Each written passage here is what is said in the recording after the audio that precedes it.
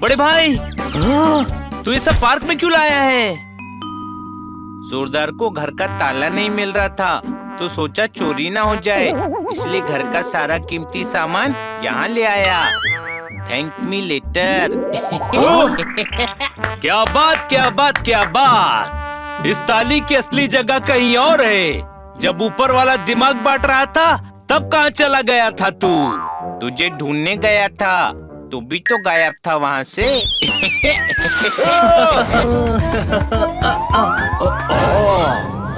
नंदू!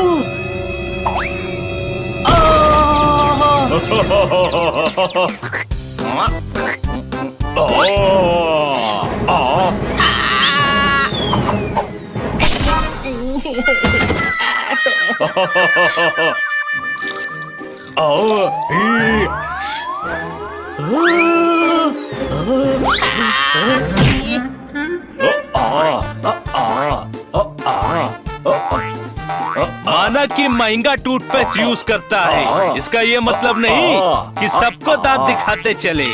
आओ नंदू, सबका बंधु, बातें करो अच्छी, मत करो गंदू गंदू। अरे यार, तेरे दांत दूर से ही दिख जाते हैं, सबके पास आके दिखाने की जरूरत नहीं है। आओ, पता है आज शाम को क्या है? अगर तेरे दांत नहीं चमके तो अंधेरा होगा, कोई शक? आओ, मुझे ऐसे ही हंसा पोपट, आज रात को ये काम आएगा।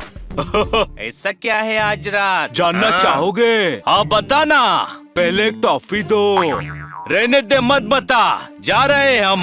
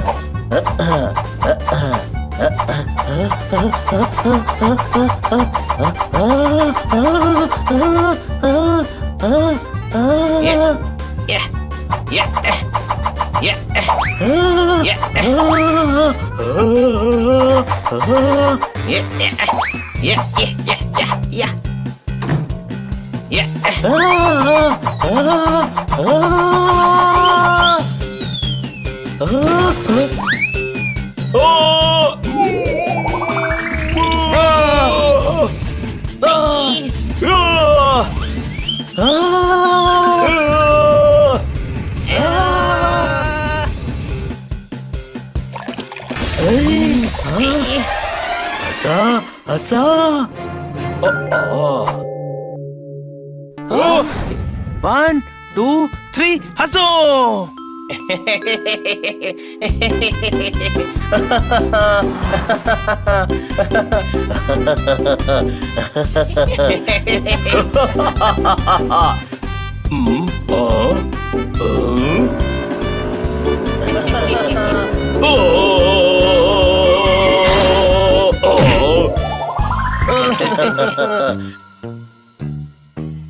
इधर आओ।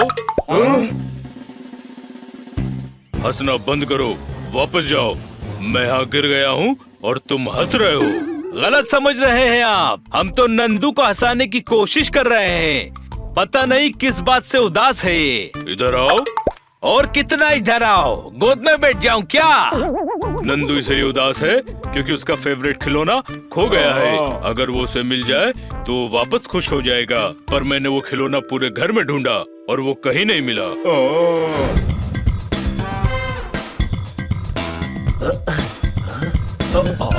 कहाँ है?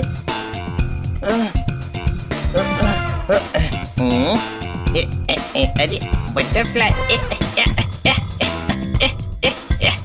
ये बटरफ्लाई।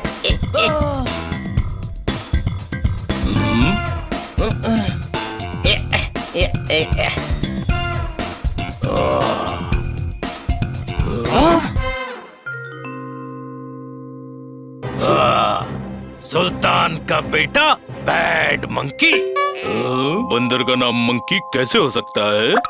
जब इंसान का नाम मानव हो सकता है तो बंदर का नाम मंकी क्यों नहीं हो सकता? ये कार चाहिए ना गन्ना चूस के? नहीं, हमें बिना गन्ना चूसे ये कार चाहिए। लटके मेरी जवानी के झटके मेरी तरफ फटके तो दूंगा 4 फटके, एक उठ के, एक बैठ के और एक लेट के। ये कार मुझे मिली है तो अब ये मेरी हुई गन्ना चूस के। आओ, कार लिए बिना मैं कंपटीशन में नहीं जाऊं। आओ।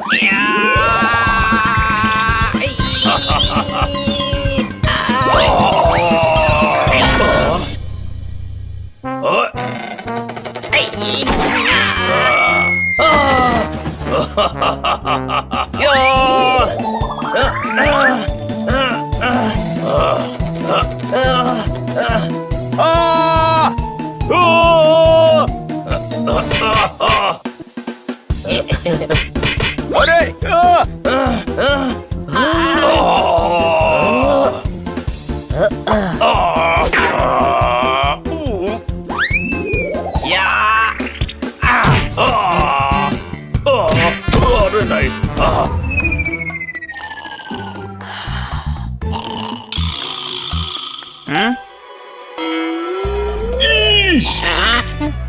बोल, अब से भालू के बालों में च्युइंगम चिपकाएगा? बोल। ये ले। अपने से बड़ों को जवाब देता है। ये ले। ठीक है, तो मैं चुप रहूंगा। मतलब मेरे सवालों का जवाब नहीं देगा? ये ले।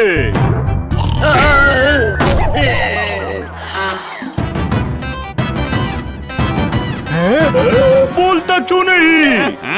मैं बोलूं या चुप रहूं? जवाब पूछो तो उल्टा सवाल पूछता है। ये ले। माफ कर दो। पहले गलती करता है फिर माफी मांगता है। ये ले, ये ले। ठीक है, तो अब से पहले माफी मांगूंगा और फिर गलती करूंगा। मतलब गलती करेगा। अरे बाप रे। ये ले।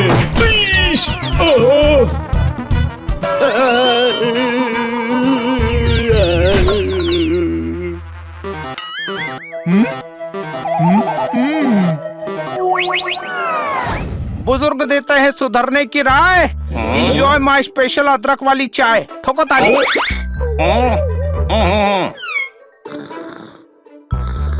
खन्ना साहब, चाय बहुत ही अच्छी बनी है।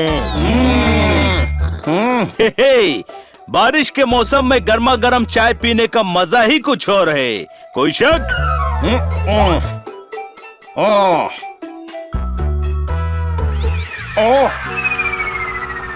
ओए, ओए ये क्या है?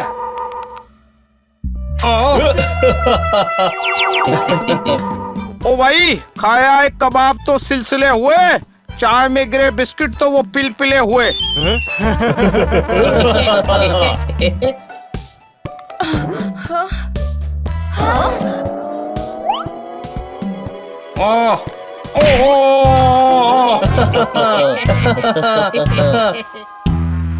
अब देखो गुरु कमाल, बॉल बनी है फेंकने के लिए, यही है इसकी रीत।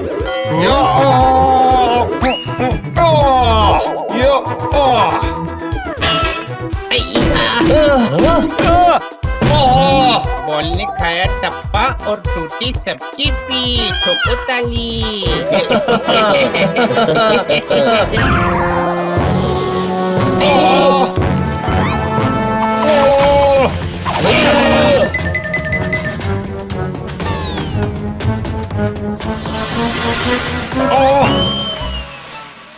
कोई माँ, लगता है जो पिज्जा मंगवाया था वो दूसरे प्लेनेट वाली ब्रांच पे ऑर्डर हो गया। देखिए, आप दूर से आए हैं लेकिन आधे घंटे के ऊपर हो गया, हम पैसा नहीं देंगे। ओए गुलजारी लाल, पिज्जा वाले नहीं, दूसरे प्लेनेट के एलियन से हम ये और मैं हूँ तुम क्यों चुप हो? तुम ही बता दो क्यों आए हो इधर? हम दूसरे ग्रह उदास नगर के सैडपुर के निवासी हैं। वहाँ सब सैड ही रहते हैं। कॉमिक्स भी ऐसे पढ़ते हैं, बिल्कुल एक्सप्रेशनलेस। ऐसा लगता है जैसे मैथ्स की बुक पढ़ रहे हों।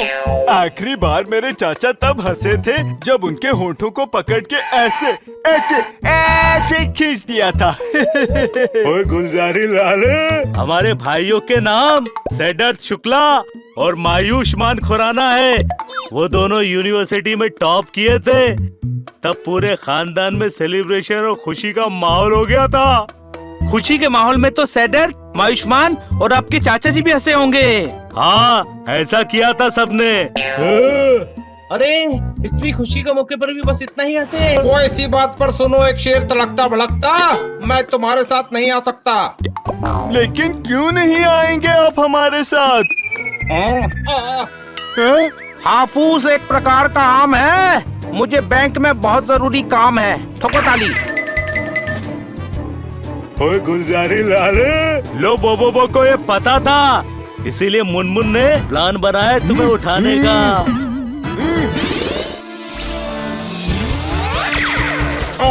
अरे ओए नहीं,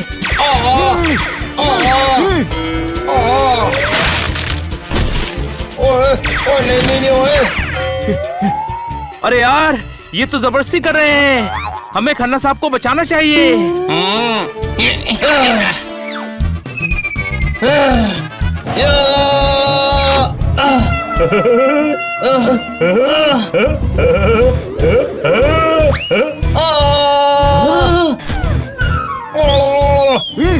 या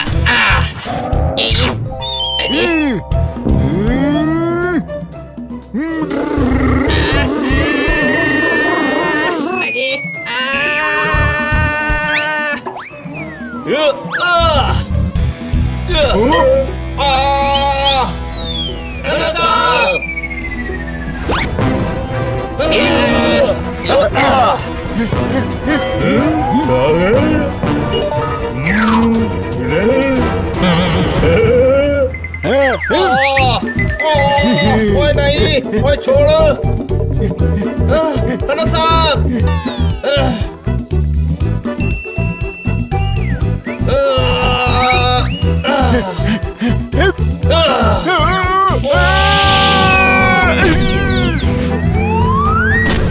ओए गुरु, सारे अलार्म ऑफ किए क्योंकि कल है संडे। नानी याद आ जाएगी इनको जब मारूंगा मैं डंडे।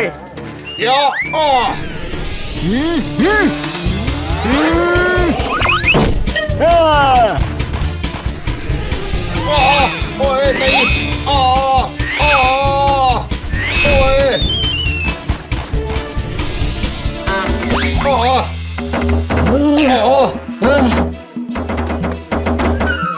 आइडिया दोस्तों, कवर फायर दो।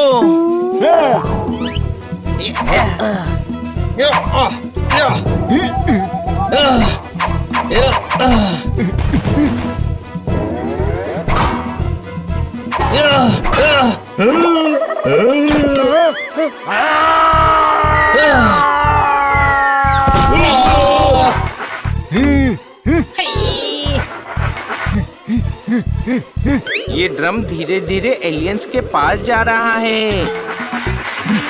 ड्रम एलियंस के पास नहीं, एलियंस हमारे पास आ रहे हैं।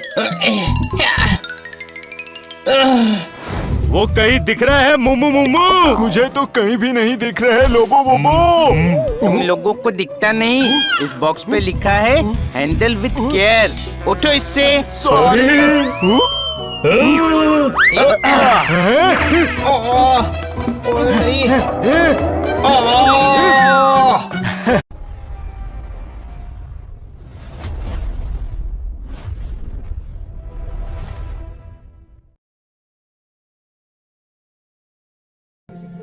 एक गांव में हरी भरी खेतों के बीच एक छोटी सी मिट्टी की झोपड़ी थी। उसमें एक बूढ़ी औरत अकेली रहती थी। वह अपनी गरीबी में भी खुश थी। फिर आया घनघोर बारिश का मौसम। आकाश में बिजली कड़कने लगी और मूसलाधार पानी बरसने लगा। बूढ़ी औरत झोपड़ी के अंदर डर के मारे दुबक गई। इसी भयानक बारिश में जंगल से एक भीगा हुआ, ठंड से कांपता और भूखा बाघ निकल पड़ा। वह छिपने और खाने की तलाश में गांव की तरफ बढ़ा। उसने दूर खेतों के बीच धुआं उठती हुई वो झोपड़ी देखी और खुश हुआ कि आज तो शिकार मिल जाएगा। बाघ दबे पांव झोपड़ी के पास पहुंचा और अंदर झांका। बूढ़ी औरत चूल्हे पर खाना बना रही थी, लेकिन झोपड़ी की पुरानी छत से पानी टपक रहा था। बूढ़ी औरत थकी हुई आवाज में बोली, अरे बाप रे, ये टपका फिर शुरू हो गया। मुझे तो बाघ से भी डर नहीं लगता, पर इस टपका से मेरी जान सूख जाती है। बाघ ने ये सुना तो उसके कान खड़े हो गए। वो मन में घबरा गया, क्या ये बूढ़ी मुझसे नहीं डरती, पर टपका से डरती है? जरूर टपका मुझसे भी कोई भयंकर और खतरनाक चीज होगी। अचानक किसी बर्तन पर पानी की एक बूंद गिरी और आवाज हुई। बाघ पूरी तरह घबरा गया।